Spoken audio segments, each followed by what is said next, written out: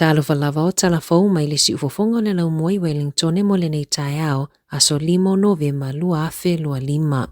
O le toatele o tangata New Zealand, e le o sila fia le saunga le mu, pe a ova le tau mawhaina o fuala au o le paracetamol, pe ona whaalia isu e ngā fau. E la tai le lua afe tangata na whaia ia isu e ngā ale University au Kilani, isu e ai o la tau malama anga i fuala au o le paracetamol. O le vai tolo o tangata na whaia ia le isu e ngā, e sili atu le numero o fuala au e inuina, na i loo le tai lua, pe ona whaatonuina mai. O le 10% na ova ma le valu fuala au e inu i tono le luas fulufai tu la. Whaailoe Dr. Samantha Marsh o le fōma isu o le asu nga na mawai le to atele o tangata New Zealand o lo o ova fuala au e inu o nai whaapea e mo mia tele mo mia tinga. O isi e whaapea e mawhai o na tau mawhaina fuala au e tolu i le taimi e tasi o nai te tele tino. O lo fautuaina fo e fōma i le saunga le mu o le tau mawhaina o fuala au i tono o le luas fulufai tu la pe a mai a inuina le ava malosi.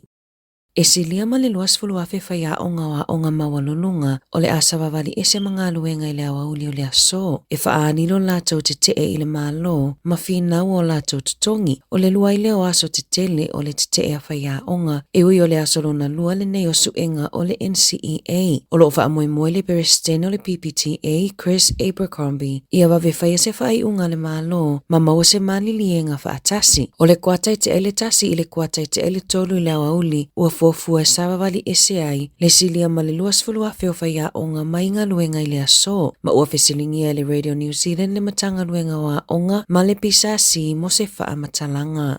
Ua fautuaina le Travel Agents Association tangata New Zealand ina ia siaki o lātou tusifolau aile i malanga o nai whaitau wafe tangata i New Zealand e umale o ngā pe expire o lātou tusifolau i le tausanga nei. Mai le taimi nei i le aso tolus fulutasi o te esema e lua se fulu ono afe whase lau lua se fulu tusifolau e expire. Whaapele isi lua se lau limas fulutasi afe ma le tolu tasi e umale o ngā i le afa mua o le lua afe lua ono. Ua tāpena le DIA ini taro sanga e wha o atu mo le wha foungo tusifolau. O le vai aso taluai e tu sama le iwa tasi tesi ma le tasi pasene talo sanga mo le wha foungo tusifolau na wha fou i tutonu o le sefulu aso pe ona tā ua le sui o le DIA.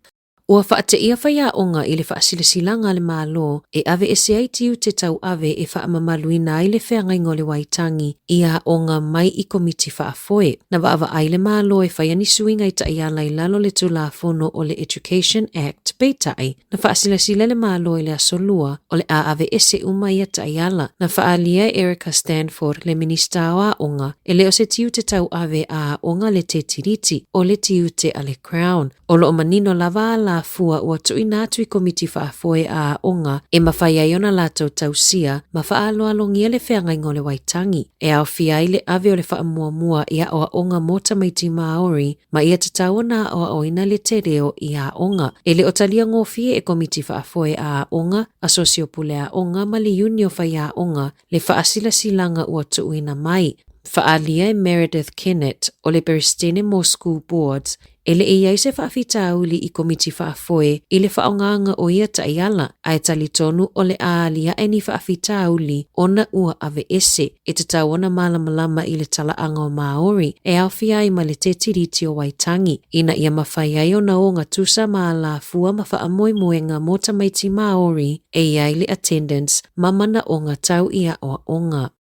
O lo tu mau pele numero cases mo le misela i le sefulufitu. E le ai ni tangata fo o le misela na lipotiana nafi e le Health New Zealand. Whaamaunia le soifo maloloi na New Zealand o le toa sefululua i lātou na whaamaunia ua whaasolosolo manuia. O tangata whaamaunia e Northland, Aukilani, Taranaki, Wellington e Manilisone.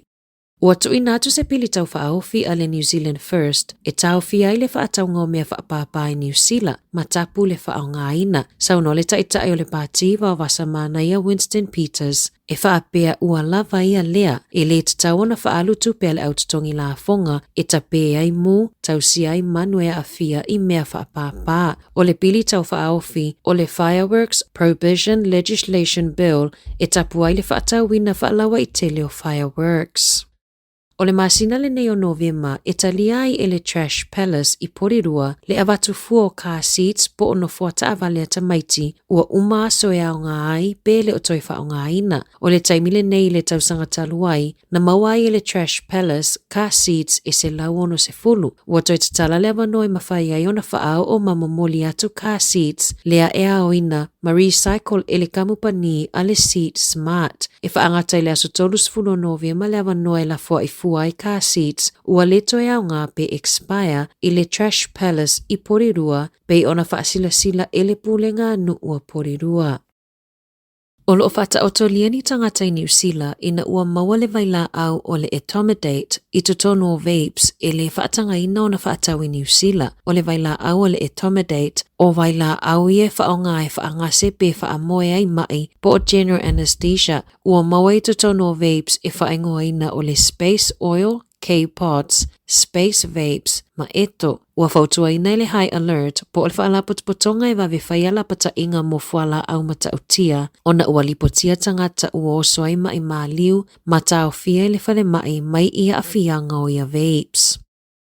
E to olua tau le lea waloka ina leo o na o le la whaapapa ina o mea whaapapa po o fireworks a nga I leo I le po la songa fua. Na nanati atu au nanga tali atu I whaalawelawe whaafua se I Castle Street ina ua lipotia ni tangata pea ma le toa 50 o lo tau whana e whaonga ai mea whaapapa. E whaonga ai mea whaapapa e whewhana e whaasanga I si tangata. Na tu ina atu se lapata inga I nisi na awai peitai ina ua taliu leo e anga I atu le taavale sa whaapapa e nisi o tupulanga talavou fireworks e ta whanaanga I leo. Ua toi whautua ina tangata lautele e awa le whaia mea whaapapa ino fuanga whaitele ma tautua nā le saonga le mu.